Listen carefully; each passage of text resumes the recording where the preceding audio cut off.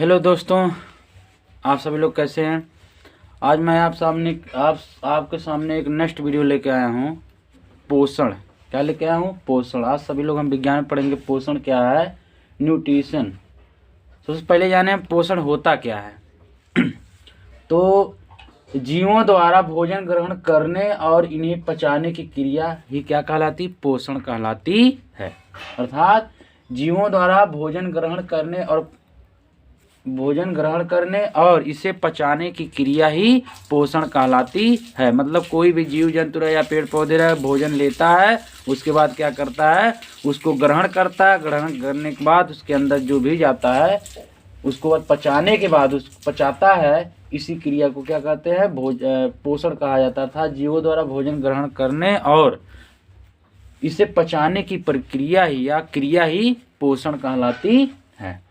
अब बात करते हैं कि पढ़ेंगे हम सबसे पहले पोषण के अंतर्गत पहले पढ़ा जाएगा पौधों में पोषण कैसे होता है। पौधों में पोषण कैसे होता है तो बात किया सबसे पहले यह जाना जाए कि पौधों में भोजन के बारे में जाना जाए कि पौधे जो होता है भोजन कहाँ से प्राप्त करते हैं, किसके माध्यम से प्राप्त करते हैं।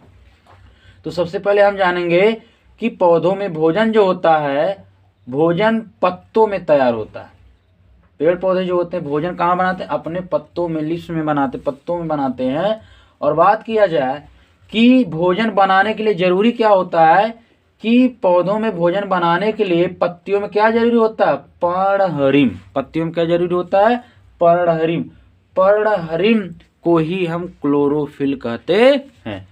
पर्णहरिम क्या इसका है? हिंदी शब्द, इंग्लिश शब्द क्या है? क्लोरोफिल। इसकी स्पेलिंग ऊपर लिखा गया CHLOROPHYLL, क्लोरोफिल। अब अर्थात भोजन बनाने के लिए पत्तियों में क्लोरोफिल, जल अर्थात पानी H2O, CO2 gas, carbon dioxide जिसको कहा जाता है, तथा सूर्य का प्रकाश की आवश्यकता होती है पेड़ पौधों को अपना भोजन बनाने के लिए। अब बात किया जाए पत्तियों जो होती, पत्तियों में पर्णहरिम अर्थात क्लोरोफिल नामक वर्णक पाया जाता है। वर्णक जो होता है सौर ऊर्जा का ग्रहण करता है। किसको करता है? जो पत्तियों में, अब पेड़ पौधे पत्तियां जो होती हरी इसलिए होती क्योंकि उसमें जो होता है क्लोरोफिल नामक एक वर्णक पाया जाता है, हरे कलर का वर्णक पाया जाता है, जिसके सहायता से सौर ऊर्जा को क्या करता है, पेड़ पौधे पत्तियां अपने अंदर क्या करती, ग्रहण करते, एब्जॉर्ब करती हैं। अब यहाँ हमने एक डायग्राम बनाया है आपके सामने, एक पत्ती बनाई है और पेड़ पौधे पत्तियों में जो होती, पत्तियों में छोटे छोटे रंध्र पाए जाते, छोटे छोटे क्या होते हैं, होल्स होते, जो हमको हमारी आंखों से नहीं दिखाई देता है। अब बात करें इन छिद्रों के माध्यम से, इन्हीं छिद्र को क्या कहते हैं? इस छिद्र को क्या कहा जाता है? पर्णरंध्र कहते हैं। क्या कहते हैं? पर्णरंध्र कहते हैं। अब इसी पर्णरंध्रों के माध्यम से CO2 गैस और प्रकाश, सूरज का प्रकाश और H2O अर्थात पानी, इन्हीं पर्णरंध्रों की सहायता से अंदर जाता है पत्तियों के अंदर। तब यह प्रकाश संश्लेषण की क्रिया द्वारा अपना भोजन बनाते हैं। भोजन बनाने के बाद जो होता है ग्लूकोज और ऑक्सीजन बनता है। अभी बताया जाएगा, रिएक्शन नीचे लिखा गया है, ग्लूकोज और गैस ऑक्सीजन बनती है।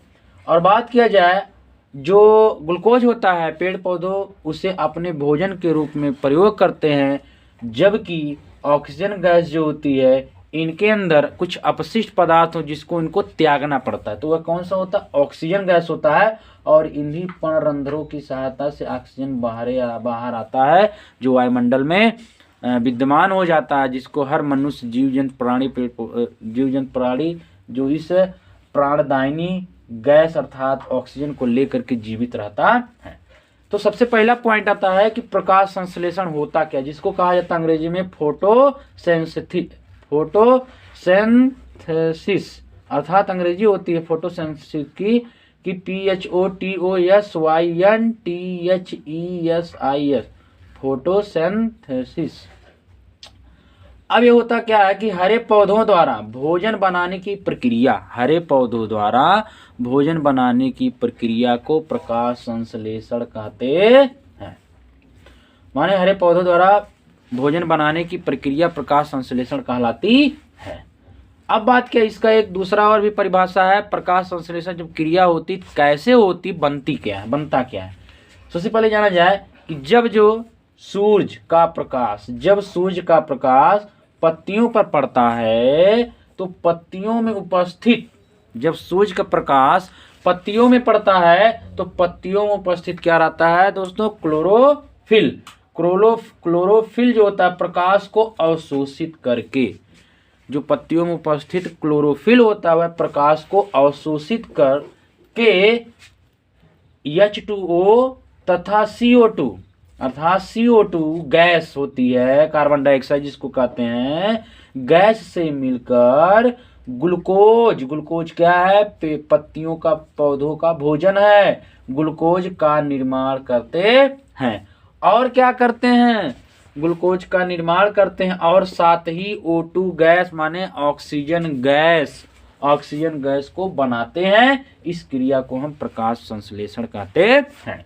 अर्थात जब सूर्य का प्रकाश पत्तियों पे पड़ता है तो पत्तियां क्या करती हैं, पत्तियों में उपस्थित जो क्लोरोफिल होता है वह प्रकाश को क्या करता है, अवशोषित करता है। अवशोषित करके क्या करता है, H2O और जो होता है CO2 गैस से मिल करके ग्लूकोज का निर्माण करता है और साथ ही साथ क्या होता है, ऑक्सीजन गैस को भी बनाता है। इसी क्रिया को हम क्या कहते हैं, प्रकाश संश्लेषण कहते हैं। आते हैं हम सभी लोग रिएक्शन के माध्यम से समझते हैं रासायनिक क्रिया द्वारा कैसे रासायनिक प्रक्रिया इसमें होती है।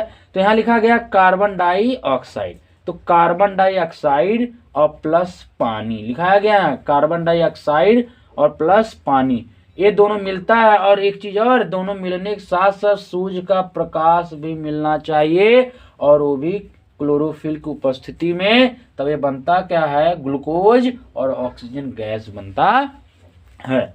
तो क्लोरोफिल पदार्थ पाया जाता है तो सूर्य का प्रकाश पड़ता है और कार्बन डाइऑक्साइड और प्लस पानी के साथ साथ सूर्य का प्रकाश और क्लोरोफिल पत्तियों में उपस्थित ही रहता है, ग्लूकोज और प्लस ऑक्सीजन, तब जाके ये सब मिल करके ऑक्सीजन गैस बनाते। आते हैं इनका सूत्र क्या होता है, कार्बन डाइऑक्साइड को CO2 लिखते हैं और प्लस H2O।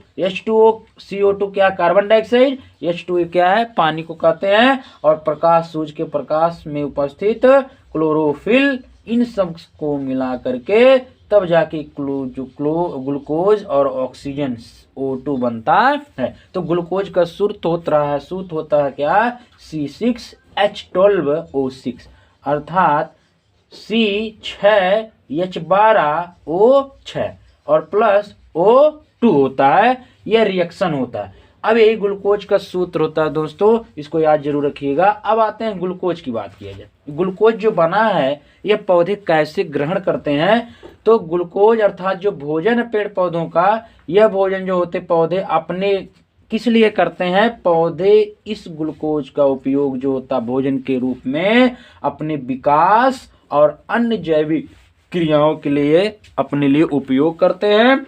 और साथ ही साथ जो शेष भोजन जो बचता है ग्लूकोज बनता है उसका उपयोग जड़, तना, फल, फूल आदि में संचित होता है। जो तना और फूल पत्तियों के लिए भी यही जो बचा शेष होता है ग्लूकोज भोजन जो होता है उनके लिए काम में आता है। और आइए यहाँ कुछ समझा जाए, कुछ इस बॉक्स में कुछ इंपॉर्टेंस पॉइंट्स लिखा गया है। जैसे क्लोरोफिल है, क्लोरोफिल होता क्या है, सबसे पहले यह जाने कि पेड़ के हरे भागों में रंग उत्पन्न करने वाला तत्व पाया जाता है, वही क्लोरोफिल होता है। वह तत्व कौन सा होता है, मैग्नीशियम होता है, Mg होता है, जिसके कारण पत्तियां जो होते हैं, जो भी भाग होता है पेड़ पौधे का हरापन होता है। और बात किया जाए क्लोरोफिल जो होता है वह किन रंगों को, सूर्य के जब प्रकाश पड़ता है तो सूर्य के प्रकाश में उपस्थित जो 7 रंग होते हैं उन रंगों को, उनमें से किस रंग को क्या करता, ग्रहण करता, लेता है क्लोरोफिल, उसके बारे में लिखा गया। क्लोरोफिल जो होता है सूर्य के प्रकाश में उपस्थित बैगनी, लाल और नीला रंग को ही ग्रहण करता है। और यहाँ नोट्स लिखा गया है क्लोरोफिल जो होता है सौर ऊर्जा को रासायनिक ऊर्जा में बदलता है। यह याद रहे दोस्तों। तो इसके बारे में आपको डिटेल समझा दिया गया है। और चलते हैं अब इसके बाद, स्क्रीनशॉट लीजिए, आगे चला जाए। हाँ लो दोस्तों, आगे चला जाए।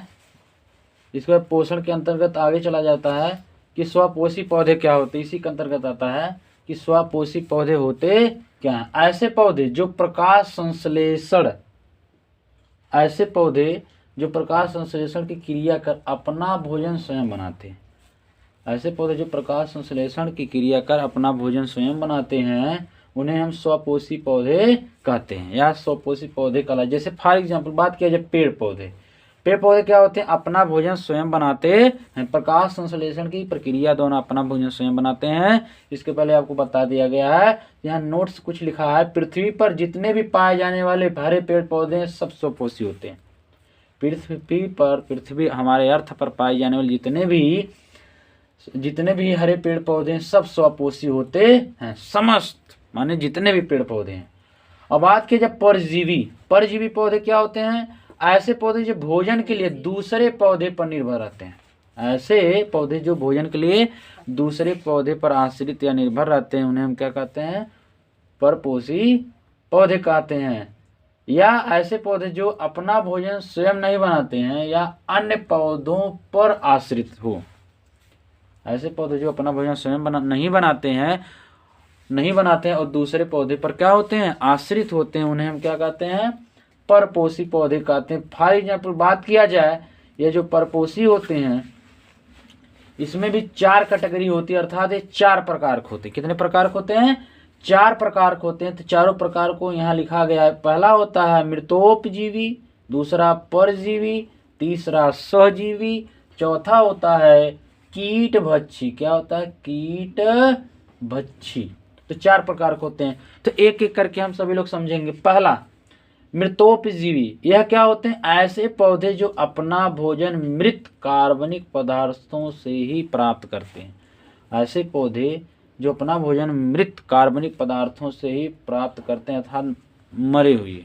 फॉर एग्जाम्पल जैसे बात किया कुकुरमुत्ता या मशरूम की बात किया जाए, मशरूम में जो प्रचुर मात्रा में प्रोटीन पाया जाता है। आप देखोगे मशरूम की प्रजाति, मशरूम की खेती भी किया जाता है। और जब बारिश का समय आता है तो कहीं लकड़ी पर या कहीं जमीन पर अपने आप ही उग जाता है। तो यह क्या होता है, मृत्योपजीवी होता है। मृतोपजीवी मान जिसमें जान या प्राण नहीं होता, उसके ऊपर यह उगता है। तो एक कुकुरमुत्ता इसका उदाहरण हो जाएगा, जिसमें प्रचुर मात्रा में प्रोटीन की मात्रा पाई जाती है। दूसरा होता है परजीवी। परजीवी भी 2 प्रकार के होते हैं। परजीवी कितने प्रकार के होते हैं, 2 भाग में इसको बांटा गया है, पूर्ण परजीवी और आंशिक परजीवी। तो सबसे पहले हम समझेंगे कि पूर्ण परजीवी होता क्या। पूर्ण परजीवी क्या है, पूर्ण परजीवी ऐसे पौधे जो पोषी से ही भोजन तथा जल प्राप्त करते हैं। ऐसे पौधे जो पोषी से ही भोजन और जल दोनों प्राप्त करते हैं, उन्हें क्या कहते हैं, हम पूर्ण परजीवी कहते हैं। फॉर एग्जाम्पल आपको उदाहरण के माध्यम से समझाया जाए, जैसे एक अमरबेल है। ये लता होती है, पेड़ जो अमरबेल होती है, यह पेड़ को लपेट करके, पेड़ को जैसे मान लीजिए वृक्ष है, ऐसे पेड़ को लपेट कर चढ़ी होती है। अब इस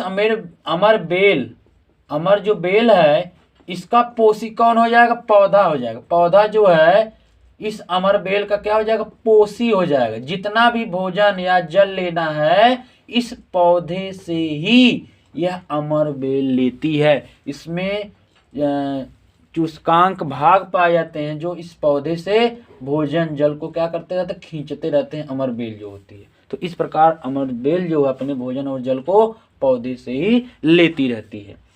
अब आते हैं आगे, आंशिक परजीवी क्या होता है। आंशिक परजीवी ऐसे पौधे हरे होने के कारण अपना भोजन स्वयं बनाते हैं। यह जो आंशिक परजीवी होती है, यह हरा होता है, इसमें क्लोरोफिल नामक पदार्थ पाया जाता है। यह अपना भोजन स्वयं बनाता है। और जो खनिज लवण होते हैं, ये जिन पर आश्रित होते हैं, पेड़ पौधे से प्राप्त करते रहते हैं। फॉर एग्जाम्पल बात के चंदन जैसे होता है, पोषक पौधों की जड़ों पर क्या होता है, उगा रहता है और यह आंशिक परजीवी का एक उदाहरण है।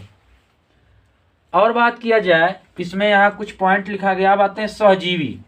सहजीवी की बात किया जाए, ऐसे पौधे जो एक दूसरे को लाभ पहुंचाते हैं उन्हें हम सहजीवी पौधे कहते हैं। जैसे फॉर एग्जाम्पल लाइकेन और कवक और शैवाल, ये दोनों एक साथ रहते हैं। बात की दलहनी पौधे, दलहनी माने ऐसी फसलें जिनसे हम दाल प्राप्त करते हैं, जैसे चना, मटर, अरहर, जिसको गांव में रहर कहते हैं। बात किया जाए इन पौधे जो दलहनी फसलें होती हैं, इनको समझाते हैं। दलहनी फसलें होती क्या हैं, मान लीजिए इनकी जड़ें हैं, इनकी जड़ें जो होती कई शाखाओं में बटी होती हैं, और जो पहली बीचों बीच एक शाखा होती है इसको मुख्य जड़ कहते हैं। क्या कहते हैं? मुख्य जड़ कहते हैं। और इन जड़ों में गोल गोल ऐसे कुछ पाए जाते हैं जीवाणु, जिसको राइजोबियम कहा जाता है। क्या होते हैं? राइजोबियम होता है। अब यही राइजोबियम नामक जीवाणु जो होते हैं इसमें पाए जाते हैं। राइजोबियम नामक जीवाणु जो पाए जाते हैं हमारे वायुमंडल से नाइट्रोजन को, जड़ों में राइजोबियम नामक जीवाणु वायुमंडल से क्या करता है? नाइट्रोजन को लेता है और नाइट्रोजन को नाइट्रेट्स में बदल देता है। और जड़ों के माध्यम से यह नाइट्रस क्या होता है? पौधों के अंदर चला जाता है और पौधे क्या करते हैं? इसको एब्जॉर्ब कर लेते हैं। और इसके माध्यम से पौधे तो ले लिए नाइट्रोजन, लेकिन अब पौधे करते क्या हैं? इनको तो भोजन चाहिए, राइजोबियम नामक जीवाणु को। तो राइजोबियम नामक जो जीवाणु होता है अपना भोजन पौधे से ले लेता। मान लीजिए जैसे अरहर है, रहर है, उस पौधे को इसने क्या किया? राइजोबियम नामक जीवाणु नाइट्रोजन खींच करके नाइट्रस में बदल करके उस अरहर की फसल को नाइट्रोजन दे दिया। अब यह करता क्या है? अपना भोजन जो लेता है उसी अरहर के फसल से, पौधे से अपना भोजन ले लेता है। तो इस प्रकार से सहजीवी का उदाहरण हो गया। तो राइजोबियम नामक जीवाणु जो था अरहर की फसल के फायदा किया, और अरहर फसल क्या किया? राइजोबियम नामक जीवाणु को भोजन दिया। इस प्रकार से सहजीवी माने होता है कि एक दूसरे की मदद करना, एक दूसरे की क्या करना? मदद करना। अब आते हैं उदाहरण में कीटभक्षी। कीटभक्षी पौधे क्या होते हैं? ऐसे पौधे जो नाइट्रोजन की कमी को पूरा करने के लिए क्या करते हैं? कीटों का भक्षण करते, भक्षण माने खाते हैं। ऐसे पौधे जो नाइट्रोजन की पूर्ति करने के लिए क्या करते हैं? वह कीटों को खाते हैं। उन्हें हम क्या कहते हैं? कीटभक्षी पौधे कहते हैं। फॉर एग्जाम्पल बात किया जाए, भारत में गारो खासी पहाड़ियां हैं, यह मेघालय में स्थित है। गारो खासी एक जयंतिया भी है। तो गारो खासी जो पहाड़ियां हैं, इन्हीं पहाड़ी पर स्थित यह पौधे पाए जाते हैं जो कीटभक्षी पौधे हैं। तो यहाँ दो पौधों का नाम लिखा गया है, ड्रोसेरा और वीनस फ्लाई ट्रैप। ये दोनों पौधे हैं जो कीटों को खाते हैं। इन पौधों की पत्तियों पे ऐसे कुछ कुप्पी नुमा लटके होते हैं, ऐसे कुप्पी नुमा लटके होते हैं। जब इसके ऊपर एक ढक्कन भी बना होता है और यहाँ इसके मुख पे रोएदार होता है और एक लिक्विड पाया जाए चिपचिपा टाइप का। जब इस पे कीट बैठता है तो यह जो ढक्कन होता है बंद हो जाता है और इसके अंदर जो पाचक रस होता है इनको पचा देता है, और इस प्रकार से यह नाइट्रोजन को प्राप्त कर लेते हैं। और एक चीज और बता दें आपको, गारो खासी जो पहाड़ियां हैं बहुत इंपॉर्टेंट है, मेघालय में स्थित है। गारो पे जो चेरा पूंजी है और खासिब क्या है? मासिन राम। तो गारो पे चेरा पूंजी जो भारत में सबसे ज्यादा वर्षा वाला क्षेत्र था, लेकिन अब यह पहले नंबर पे नहीं रहा, अब ये दूसरे नंबर पे हो गया है। अब अगर पूछा जाए सबसे अधिक वर्षा वाला स्थान कौन सा है? मासिन राम है। किस पहाड़ी पे स्थित है? खासी पहाड़ी पे है, और ये मेघालय में स्थित, यहाँ सर्वाधिक वर्षा होती है। तो इस प्रकार से हम सभी लोग पोषण के अंतर्गत पौधों में पोषण किस प्रकार से होता है तो हम सभी लोग डिटेल से पढ़ लिए हैं। अब इसके नेक्स्ट वीडियो में आपको बताया जाएगा जंतुओं में पोषण किस प्रकार से होता है, जीव जंतुओं में पोषण किस प्रकार से होता है। यदि वीडियो अच्छा लगा लाइक सब्सक्राइब जरूर करिएगा, अपने मित्रों को भी शेयर करिएगा। तो आप धन्यवाद, आपको नेक्स्ट वीडियो मिलते हैं। धन्यवाद।